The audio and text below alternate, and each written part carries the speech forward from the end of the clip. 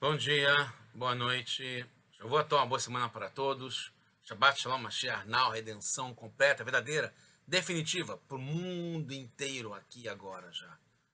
A pergunta da semana é muito interessante, muito útil. Uma forma de encarar as coisas.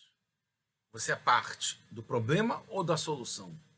É uma ou outra, não tem como ficar no meio termo. Ou você está dentro do problema, ou você está dentro da solução. Se você é uma pessoa proativa, ativa, que gosta de fazer, você está na parte da solução. Se é uma pessoa que é telespectadora, gosta de ficar na plateia, torcendo só, reclamando e assistindo, então é parte do problema. Vamos ver agora então nessa Sirá brilhante do Rebbe de Lubavitch, como a gente percebe que devemos fazer parte da solução e como a gente estar sempre do lado da solução. Chama o projeto do Kutei Sirot, esse é o volume 25 de livros do Rebbe de Lubavitch com discursos racídicos. Essa Parashat Vayeri é a primeira Sirá dessa semana, dessa Parashá. Parashat Vayeri, no Sefer Bereshit, a última Parashá do livro Bereshit, primeiro livro da Torá, no capítulo 47, fala que vai Crevu e Mei Israel Lamut, que se aproximou o dia de Israel, né, Yaakov, falecer. Então até que é interessante aqui um parênteses que fala vai Crevu e Mei Israel Lamut. Não tá, fala que ele morreu, fala que se aproximaram os dias dele de falecer. É porque, como a gente sabe, na tratado de Ta'anit, Yaakov Avinu Lomet, o patriarca Yaakov não faleceu. E aí ele chamou o Yosef e falou se ele, né, encontrou graça aos olhos de Yosef para ele fazer um juramento e não o enterrar em Mitzrayim, não deixá-lo. Todas as tribos, né, os irmãos, estavam no Egito, e o Jacó pede, né, antes de falecer, que o Yosef não o enterre no Egito, mas que faça um juramento.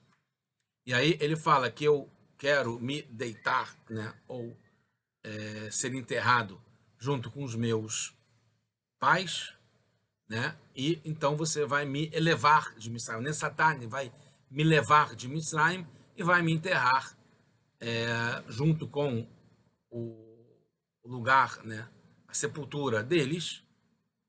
E aí o Yosef responde, eu vou fazer, Anohi esek varecha, vou fazer que nem você me mandou. E aí depois ele fala novamente para Yosef, e Shavali jura para mim, e aí o Yosef fala, vai Shavaló, ele jura para o Yaakov. O começo do Vayeri é o Yaakov pedindo um juramento do Yosef que o enterre em Israel e não no Egito. Porque Yaakov não se satisfez com uma garantia do Yosef, uma promessa, pediu que fizesse um juramento. É possível que ele desconfiasse que, se fosse uma promessa, o Yosef não ia cumprir a vontade do pai de querer ser enterrado em Israel e não no Egito? Os comentaristas explicam que não era pelo Yosef, mas pelo Faraó. Porque o Faraó faria de tudo para que o Yaakov fosse enterrado em Mitzrayim, no Egito, porque ele sabia que o Yaakov que trouxe bênção para o Egito, quando o Yaakov chegou, acabaram os anos de fome no Egito, então tentaria evitar que o Yosef cumprisse uma simples promessa, ou um pedido, uma garantia feita para o pai, e se fosse um juramento, não teria como o Paró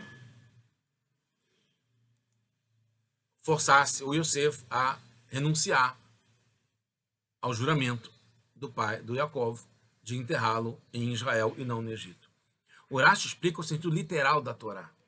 Por que ele não explica isso? Porque a gente tem necessidade, a criança de 5 anos tem necessidade de entender no sentido literal, no Peshutosh Mikah, na parte simples, literal da Torá, porque o Yaakov pediu um juramento e não uma simples promessa ou garantia do Yosef.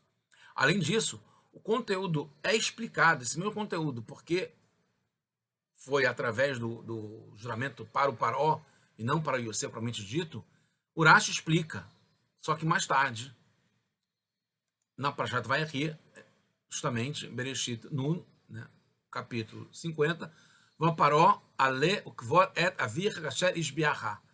Tá bom, então vai e leva o teu pai, Faró fala isso, para ser enterrado em Israel, assim como você fez o juramento para ele. Arash explica, né, nesse versículo 6, o que quer dizer esse kasher ishbiacha, como você jurou, porque se não fosse essa shvuah, eu não ia deixar. Se não fosse o juramento que você fez, eu não ia deixar, porque eu não quero que você falte ao teu juramento com teu pai. Você pode faltar também com o juramento que você fez comigo, porque quando você veio para o Egito, eu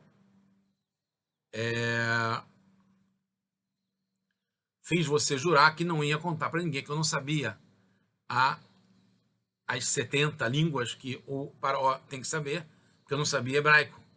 E você sabia e percebeu que eu não sabia, como está explicado no Tratado de Sotá.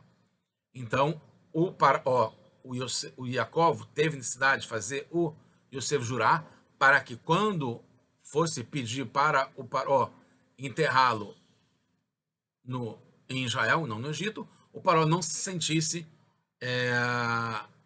livre para fazer com que o Yosef renunciasse a seu juramento, porque não também renunciaria ao juramento que fez para o Faraó de não contar que ele não sabia a língua o idioma número 70, que era o hebraico, que ele fez esse juramento antes com o Yosef, o Faraó. Se Rashi não explica isso antes, significa então que não é esse o motivo que Yaakov fez Yosef jurar. Outros comentaristas podem explicar isso, mas se Rashi não explica isso aqui, quando o Yaakov faz Yosef jurar, então não é esse o motivo, não é por causa do Faraó. Entendemos que Rashi explica que não foi um meio de pressionar Faraó, mas sim simplesmente fortalecer esse assunto com Yosef. Então, volta a pergunta, por que Yaakov teve necessidade de fazer o filho Yosef jurar e não simplesmente prometer ou garantir? Vamos entender porque tem uma diferença entre juramento em comparação com a garantia ou uma promessa. O juramento torna uma obrigação da pessoa que jura.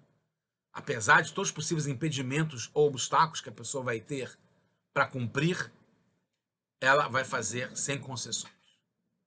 Ao apenas garantir algo, não é certo que a pessoa pensará nisso o tempo todo. Vai ficar vinculado a isso, vai ficar o tempo todo imerso nisso. Quando é só uma garantia, a pessoa, quando chega a hora de fazer, então ela se empenhará a fazer, mas não vai ficar o tempo todo. O juramento, a pessoa não deixa de pensar nisso o tempo todo. Essa é a explicação porque Yaakov fez Yosef jurar e se comprometer a fazer parte da solução. Vai estar o tempo todo ouvido na solução e não no problema. Sem piscar, sem pestanejar. Quando a gente está numa terra que não é nossa, né, como Hashem fala para Abraham, Eretz Asher Lahem, que não vai ser de vocês, no exílio, não tem como saber todas as dificuldades que podem aparecer, acontecer, como a gente está vendo ainda, né, nos dias de hoje e na nossa geração. O que pode aparecer para impedir da gente cumprir uma promessa. Então precisa procurar conselhos, que é o que Yaakov fez, ideias para desde o começo ter certeza que haverá solução no futuro, que vai ser cumprido um juramento e não uma promessa simples. Agora, por que Yaakov pediu 2 vezes? Ele fala, Samna yadcha ta'aterech, você coloca a sua mão para jurar para mim, e aí você fala, Anohi esrek dvarech, vou fazer que nem você falou. Depois Yaakov volta e pede, promete, jura para mim. Em princípio, no fundo, a retirada do corpo de Yaakov do Egito, quando o povo ainda continua lá no Egito, que o povo continuou, não era para o bem do povo. Ainda mais que Hashem prometeu que estaria junto com eles. Então, Yaakov também deveria estar junto com eles. Se Hashem vai estar junto com a gente, ainda quando o Yosef e os irmãos estão vivos, mais ainda quando vai ter depois a escravidão, cada vez mais pesada. Então, por que Yaakov pediu para não ser enterrado lá? Né? Ele fala claramente, Al-na tigberen be-Mitzrayim, não me enterre em Mitzrayim. Nessatani Mitzrayim, me tira daqui. Mesmo temporariamente, Yaakov não queria ficar no Egito. Em compensação, Yosef fala para elevá-lo do Egito. Vai chavar Yosef também pede para jurarem, em Israel, essa é uma outra questão. Lemor Pakod e Fkod, vocês vão lembrar se lembrar, e lembre, Elohim, que vocês vão me elevar, né, os meus ossos, a minha essência daqui. Mas depois, quando vocês saírem, quando tiver a redenção a Geulah. Yaakov está acima do Egito, do exílio do Egito. Mesmo depois de descer, ele ficou na terra de Goshen, que era Meitav Haaretz, era a parte mais elevada, mais nobre, né? Onde tinha a parte mais gorda, mais rica de Mitzrayim. Lá não se tinha tanto o exílio. E Yosef, compensação, foi para o Egito mesmo, foi para o Cairo, foi para o palácio onde estava a cidade do rei, né, do faraó. E Yaakov está no nível de Atzilut, que está acima da separação dos mundos que vem depois. Biá, Beriá, Yetzirá e Yassiá. E muito mais ainda acima da escuridão do Egito.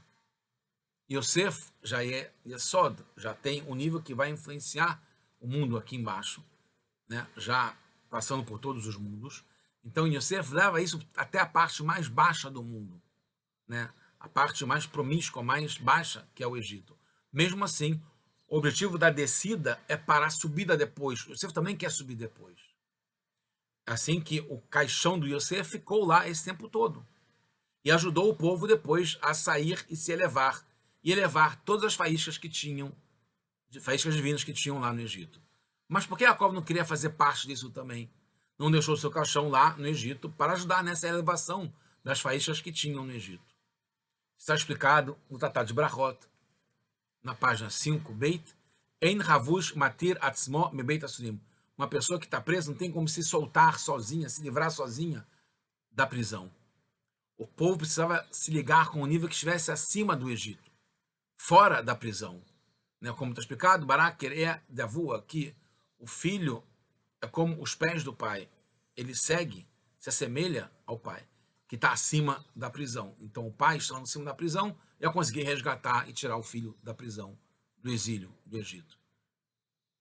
Terminando com o juramento, Yaakov fez que Yosef saísse do problema e se ligasse na solução, que ia ser a redenção, a Geulah, possibilitando depois que todo o povo pudesse sair e se elevar do Egito. Como está na Parashat Vaigash antes, Anochi ered imcha Mitzrayim venochi ele elcha gam alo.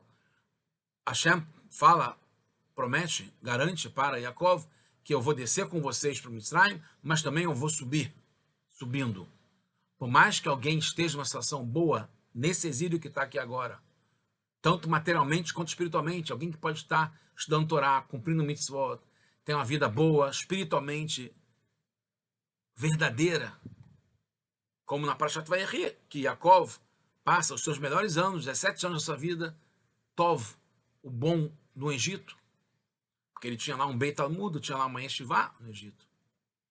Mas não é suficiente. Precisamos pedir para sair, nos elevar. Esse aqui não é o nosso lugar. O exílio, a escuridão, não é o nosso lugar. É um dos 13 princípios de fé judaico, conforme o Rambam fala, Animamin bemunah shlema. Eu acredito com fé completa na vinda do Mashiach agora. Mesmo que demore, eu continuo esperando por ele, que seja agora já. Falamos todos os dias nas orações, 3 vezes por dia, Lishoaterá que vindo com eu ansiei, pedi, desejei, vivi com a salvação todos os dias. Kol Hayom são todos os dias e também o dia inteiro pensando.